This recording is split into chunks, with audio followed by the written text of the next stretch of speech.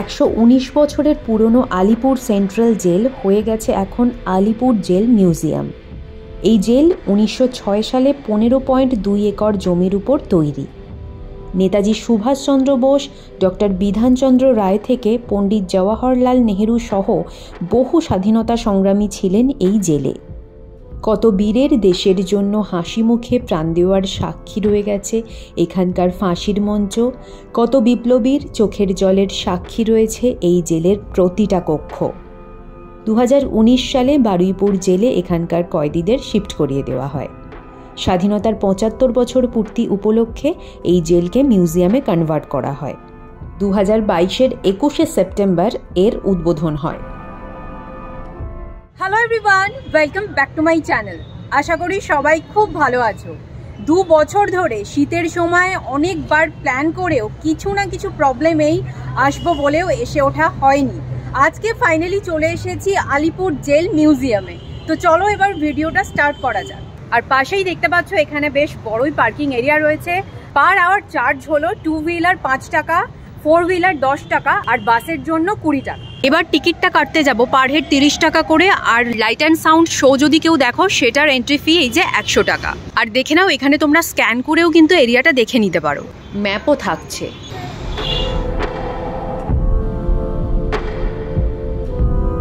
মা গেল টিকিট কাটতে। এই ভিডিওতে চেষ্টা করব পুরো এরিয়াটাই তুলে ধরার, আর থাকছে সমস্ত ডিটেলসও। তো ভিডিওটা দেখতে থাকো, আশা করছি ভালোই লাগবে।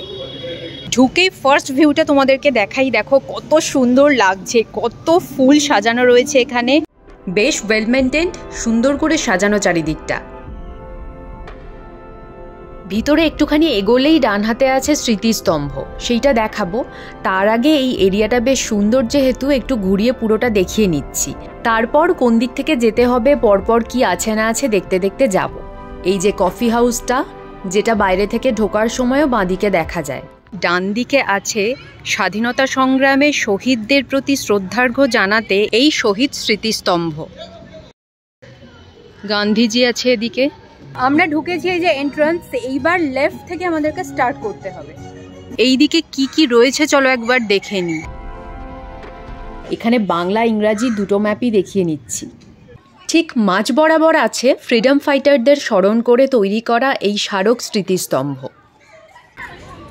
এই দিকটা থেকে আমরা ব্যাক করব। আর স্ট্রেট তো ওইখান থেকে ঢুকেছি, ওই যে কফি হাউসটা দেখা যাচ্ছে। আর এই রাস্তা থেকে এখন আমরা ভিতরে যাব। দেখো যাওয়ার পথে এখানেই সামনে যেটা দেখতে পাচ্ছি পাঠ্যভবন, মানে এখানে কিন্তু যে প্রিজনাররা থাকতো তাদেরকে পড়ানো হতো। Higher education also. এবার আমরা এসে কোথায় পৌঁছেছি চলো দেখে নিই। দেখতেই পাচ্ছ ফার্স্টেই রয়েছে ফাঁসির মঞ্চ। তারপর দেখো যাদের যাদের সেল রয়েছে সেই নামগুলো এখানে দেওয়া রয়েছে। নেহেরু, নেতাজি, চিত্তরঞ্জন, বিধানচন্দ্র, যতীন্দ্রমোহন। তো চলো এবার ফাঁসির মঞ্চ থেকে শুরু করে সব সেলগুলো দেখে নেওয়া যাক। লেফটে রয়েছে ফাঁসির মঞ্চ, আমরা সেখানেই ফার্স্টে যাচ্ছি। আর রাইটের দিকে রয়েছে দেখো এই সেলগুলো।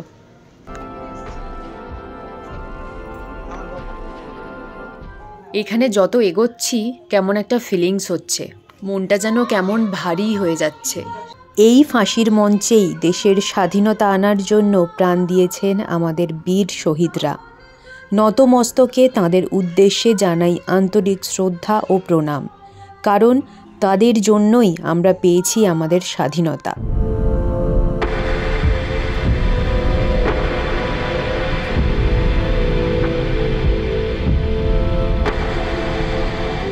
ফাঁসি হওয়ার পরে বডিটা নিচে চলে গেলে দেখো এখান থেকে বের করা হতো।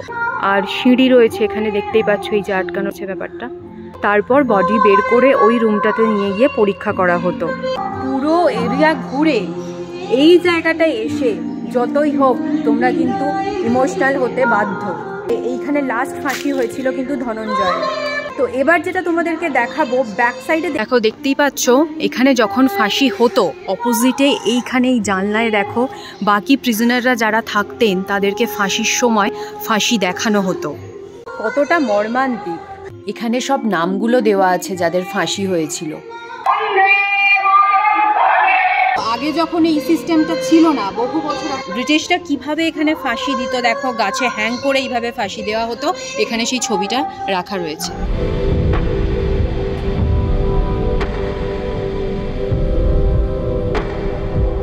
এইটা নির্জন কক্ষের আর একটা সাইড। চলো এবার এই রুমে যাওয়া যাক। দেখতেই পাচ্ছ এই রুমেই ফাঁসি হয়ে যাওয়ার পরে সেই বডিটাকে নিয়ে আসা হতো, তারপর এখানে পরীক্ষা করা হতো।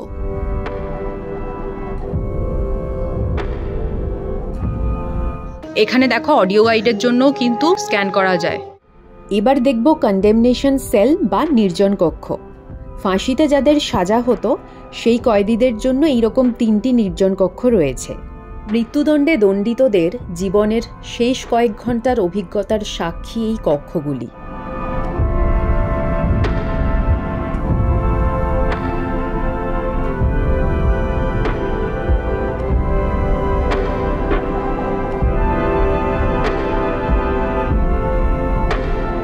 নির্জন কক্ষের প্রথমটাতে ঢুকে পড়েছি। দেখো দুদিকেই আছে এরকম, তো এইটার স্পেসটা একটু বেশিই লাগছে। এই কক্ষগুলোতে যারা থাকতেন তাদেরকে কিন্তু লাস্টে গীতা পাঠ করানো হতো, বা যার যার লাস্ট খাওয়ার ইচ্ছা, কোনো যদি আলাদা ইচ্ছা থেকে থাকে সেইগুলো পূরণ করা হতো। আর গেটের সিস্টেমটাও তোমাদেরকে একটু দেখিয়ে নিই। দেখো লাগানো হতো কতটা ডিস্টেন্স এইখান থেকে লাগানো হতো, মানে ব্যাপারটা বুঝতে পারছো তো, যাতে কোনো রকমে খুলতে না পারে। চলো পরেরটায় যাওয়া যাক। এটা আবার বেশ ছোট। সরকারি রিপোর্ট অনুসারে দীনেশ গুপ্তকে ফাঁসির আগের রাতে বেশি করে আফিমের মতো মাদকদ্রব্য খাওয়ানো হয়েছিল, কিন্তু তবুও তিনি সম্পূর্ণ সজাগ ছিলেন। লাস্টেরটাতে কি আছে দেখি। সেম। এবার যাব নেতাজির সেলে।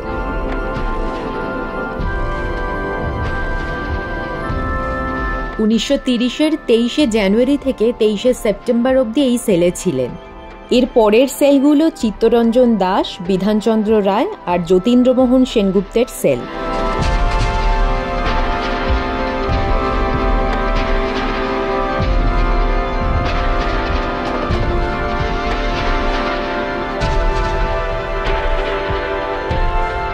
বেরিয়ে এখন আমরা অন্যদিকে যাচ্ছি। এখন আবার যাব অন্য একটা সেলে।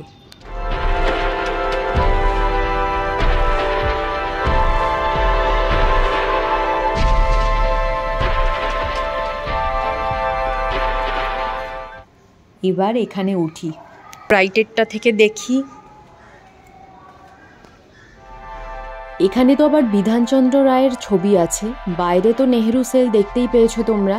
জানি না এখানে ছবিটা এমনি রাখা আছে কিনা বা নতুন কিছু তৈরি হবে কিনা, কারণ বিধানচন্দ্র রায়ের সেল তো আমরা আগে দেখেই এলাম। নেক্সট এটাও সেম, এটাও বিধানচন্দ্র রায়। পিছনে ছবি আছে দেখতেই পাচ্ছ। আর এখানে জওহরলাল নেহরুর কিছু একটা রয়েছে, কোথাও থেকে এনে রাখা হয়েছে।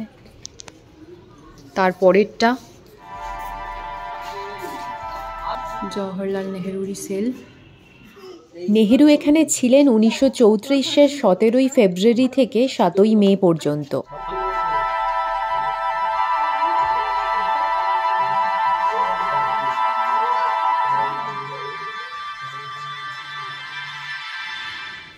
এখানে দেখো ইন্দিরা গান্ধীর রেপ্লিকা করা রয়েছে। 2 সপ্তাহ অন্তর 20 মিনিটের জন্য বাবার সঙ্গে দেখা করতে আসতেন, আর এখানে বসেই কথা হতো। এখানে রয়েছে ওল্ড গোডাউন, পুরনো গুদাম ঘরে। চলো দেখা যাক কি আছে। এটা জাস্ট একবার ঘুরিয়ে দেখিয়ে দিই তোমাদের। এটা আগে গোডাউন ছিল, তো এই ওল্ড গোডাউনেই এখন লাইব্রেরি আর সেমিনার হল হয়েছে।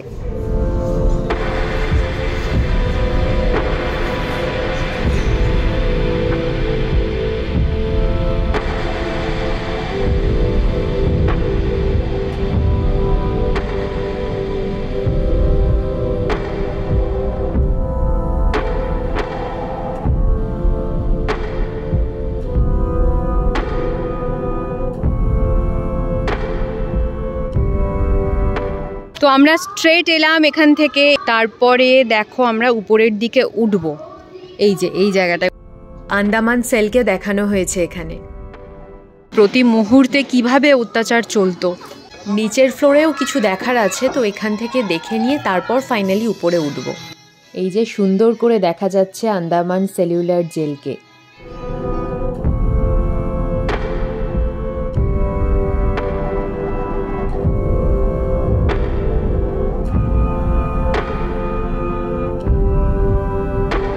এই বিল্ডিংটা কিন্তু আগে ছিল এখানকার ওয়াচ টাওয়ার। এখান থেকে চারিদিকের সমস্ত সেলে নজরদারি করা হতো।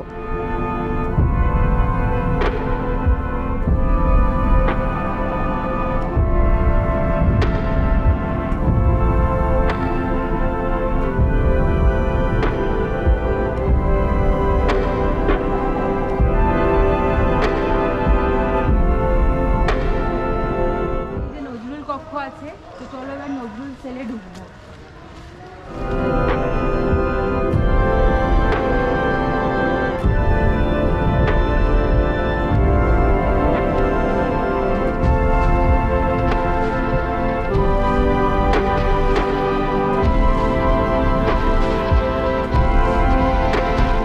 এখান থেকে উঠে জানি না ছাদে যেত কিনা। নেক্সট এর পাশের এটাও দেখো, এন্ট্রি রেস্ট্রিক্টেড লেখা, কাজ চলছে।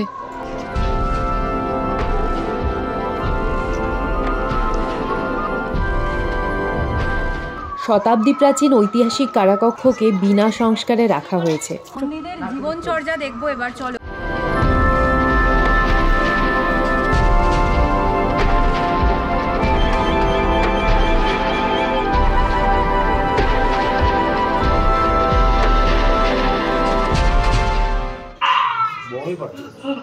এটা জাস্ট অত্যাচারের ভয়াবহতাটা দেখো।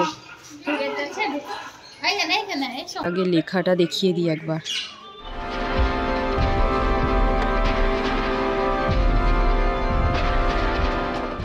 দেখো এর মধ্যেই কেমনভাবে জীবনযাপন চলতো সেইগুলোকেই তুলে ধরা হয়েছে। প্রথমেই কাপড় কাচা বা স্নান চলছে, তারপর এদিকে এই যে একজন বসে আছে, এখানে দেখো দুজনে কথা বলছে, আর মাঝের জন জানলা থেকে বাইরে দেখছে। এখানে একজন দাঁড়িয়ে আছে, এটা হাত পা টেপা হচ্ছে, দেখেছো?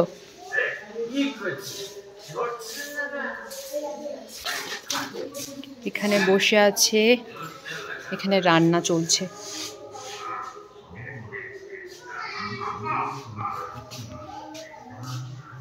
এখানে একজন শুয়ে আছে। এবার এই রাস্তাটা ধরে আরো ভিতরের দিকে চলে যাব বাকি কি কি আছে দেখার জন্য। এখানে দেখো পুরোনো দিনের সব পয়সাগুলোকে দেখা যাচ্ছে। সোজা ঘুরে এসে তারপর এইদিকে ভিতরে ঢুকবো। লেফটে আছে ফুড জোন, একটু এগোলেই পেয়ে যাবে বেশ কিছু ফুড স্টল, আর বাইরে থেকে ঢোকার মুখে তো কফি হাউসও আছে। সো যেখান থেকে যাদের যা খাওয়ার ইচ্ছা হবে খেয়ে নিতেই পারো, আর এখানে কিন্তু বাইরের খাওয়ার অ্যালাউ করে না। এবার এই সাইডগুলোতে কি আছে দেখবো, আর যারা লাইট অ্যান্ড সাউন্ডের শো দেখবে এই এরিয়াটাতে লাইট অ্যান্ড সাউন্ডের শোটা হয়। আর এই টিকিটটা তোমরা চাইলে পরেও কাটতে পারো আলাদাভাবে, ঢোকার সময় কাটতে হবে এমন ব্যাপার না। এটা হসপিটাল বিল্ডিং। এই বিল্ডিংটাই আগে ছিল জেলের হসপিটাল। হসপিটাল বিল্ডিংটা নিচ থেকে একবার দেখাই, তারপর দেখা যাক যে উপরে যাওয়া যায় কিনা। লেফটে যাই, এইদিকেই সিঁড়ি আছে, আর এখানে দেখা যাচ্ছে ফটো গ্যালারি। তো সবকটাই টাচ করব, বাট একটু তাড়াতাড়ি, না হলে অনেক সময় লেগে যাবে। গ্রাউন্ড ফ্লোরে আর ফার্স্ট ফ্লোরে কি কি আছে? এই যে দীনেশ গুপ্ত এইরকম টাইপেরই পিস্তল ব্যবহার করতেন। তো এখন দেখে নিচ্ছি ট্রিবিউট টু নেতাজি সুভাষচন্দ্র বোসের এখানে কি কি আছে। এরপর চলে যাব ফার্স্ট ফ্লোরে কি কি আছে সেগুলো দেখতে।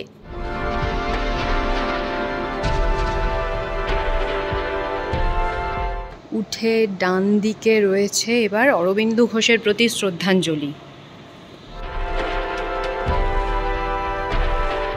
বাঁদিকে রয়েছে কি কি দেখা যাক। আচ্ছা, এইগুলোই সব থাকবে এখানে। পরপর যা যা দেখবো মোটামুটি একটু তাড়াতাড়িই কভার করব, কিন্তু সবকটাতেই টাচ করব, যেমনটা তোমাদেরকে বললাম। কারণ এখানে যদি ধীরে ধীরে পুরোটা ডিটেইলে দেখাতে যাই তাহলে অনেকটা সময় চলে যাবে, কারণ এই বিল্ডিংটায় এরকম অনেক কিছুই দেখার আছে, আর বাইরেও বেশ কিছু জিনিস দেখা বাকি।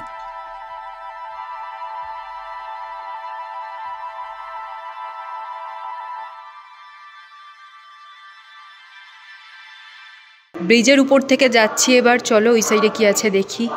ভারতের মুক্তি সংগ্রামে বাংলা, কারারই লৌহ কপাট।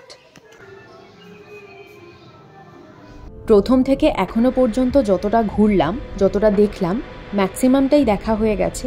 আমার কিন্তু ভীষণ ভালো লাগলো। আমার তো মনে হয় প্রত্যেক ভারতবাসীর কাছে এই জেল মিউজিয়াম একটা গর্ব ও আবেগের জায়গা। কেমন ছিল কয়েদিদের জীবনযাপন, কেমন ছিল জেলের ইতিহাস, আরও অন্যান্য অনেক কিছু, সবটা অনুভব করতে অবশ্যই একবার হলেও সবাইকে এখানে আসতেই হবে। তোমরা যারা এখনও আসোনি, ভিডিও দেখে কিছুটা তো বুঝে যাবেই। আর যেহেতু এত বড় একটা এরিয়া, ম্যাক্সিমাম দিকেই ম্যাপ ডিরেকশন পেয়ে যাবে। এছাড়া ঢোকার মুখে তো দেখিয়েইছি, কিউআর কোড স্ক্যান করে তোমরা দেখে নিতে পারো, অথবা অডিও গাইডও রয়েছে।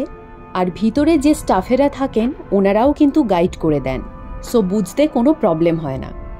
ফাইনালি আমাদের এই ফ্লোরে সবকিছু দেখা কমপ্লিট হয়ে গেল। এইবার এই দিকটায় যাব সেই পয়সাগুলোর কাছে।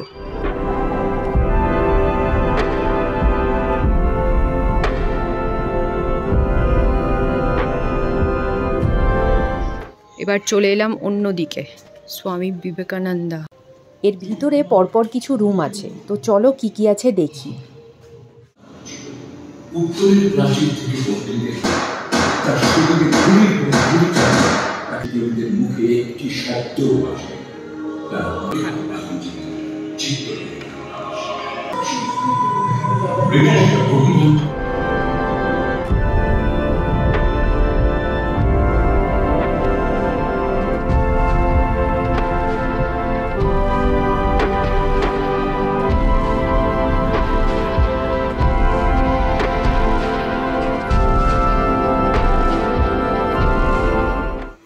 বেরিয়ে আবার অন্যদিকে।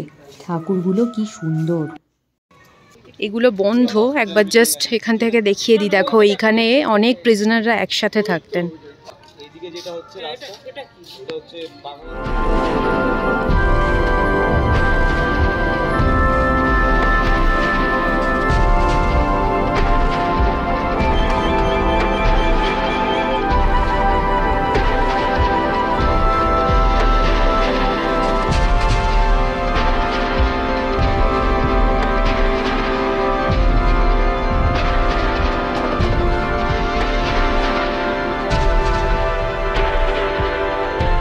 পাঁচ ছটা দেখালাম, তারপর দেখতেই পাচ্ছ দেখো এখানে পরপর অনেক রয়েছে এরকম।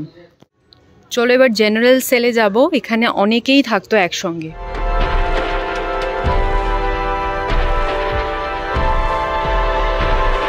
জেনারেল সেলের বিল্ডিংটা এই যে। আর এই তাঁতকলে কি আছে চলো দেখা যাক। এখানে যে যে প্রিজনাররা থাকতেন তাদেরকে দিয়ে তো পরিশ্রম করানো হতো, চরকা কাটানো হতো, তাঁত বোনানো হতো, তো সেইগুলোই এখানে সবকিছু ফুটিয়ে তোলা হয়েছে। তাঁতকলের মধ্যে ঢুকে পড়েছি, তো দেখো এখানে কি কি আছে। চরকা কাটছে, এটা একটা প্রিজনার, ব্রিটিশ, কথাবার্তা চলছে। আমি মাঝখানে ঢুকে পড়েছি, আমি কি দুজনের কথা শুনছি। এদিকে পরপর সব অরিজিনাল তাঁত বোনার মেশিন আছে, বেশ কয়েকটাকে ঢেকেও রাখা হয়েছে। এখানে দেখো কাজ করছে। এদিকে সব উনুন রয়েছে, এদিকে আবার কাজ চলছে দেখো। এদিকেও চরকা আছে। অনেকটা বড় এরিয়া, অনেক কিছু দেখার আছে কিন্তু এখানে। তো তোমরা যারা আসবে তারা কিন্তু হাতে অনেকটা সময় নিয়েই আসবে। যদি শুধু দেখতে আসো তাহলে 2 ঘন্টার একটু বেশি টাইম নিয়ে এলেই হবে। আর যারা ভিডিও করতে আসবে তার সাথে একটু দেখবেও, তাদের টাইমটা আরও একটু বেশিই লাগবে। আর তুমি কি করছো? ওকে, যেগুলো করলাম সেগুলো কেমন হয়েছে সেইটা দেখছি। তো এখন দেখছে যে ভিডিও কেমন হয়েছে, আর আমাদের ভিডিওটাও এবার শেষ করার পথে। এবার তোমরা কিভাবে এখানে আসবে চলো সেটা বলে দিই। নিয়ারেস্ট মেট্রো স্টেশন হলো যতীন দাস পার্ক, মানে হাজরা। যদি রাসবিহারীর দিক থেকে কেউ আসতে চাও তাহলে হাজরা থেকে লেফট হ্যান্ড নিলেই গোপালনগরের মোড়ের দিকে আসতেই ব্রিজটা ক্রস করেই রাইট সাইডেই পড়বে এই জেল মিউজিয়াম। আর যদি চেতলার দিক থেকে কেউ আসো তাহলে ব্রিজের লেফট সাইডেই পড়বে। টাইমিং হলো সকাল 11:30 থেকে বিকেল 5:30। আমার তো এখানে এসে জাস্ট অসাধারণ লাগলো, কিন্তু সাথে কষ্টও হলো, কারণ সব বিপ্লবীদের দেশপ্রেম বা আত্মত্যাগের এই কাহিনী সচক্ষে যখন সবাই দেখবে অবশ্যই গায়ে কাঁটা দিয়ে ওঠার মতোই। কেমন লাগলো আমার আজকের এই ব্লগ অবশ্যই জানিও। ভালো লাগলে ভিডিওটাতে লাইক, কমেন্ট, সাবস্ক্রাইব করতে ভুলো না। দেখা হচ্ছে নেক্সট ব্লগে। সবাই খুব ভালো থেকো, সুস্থ থেকো। Till then, bye by.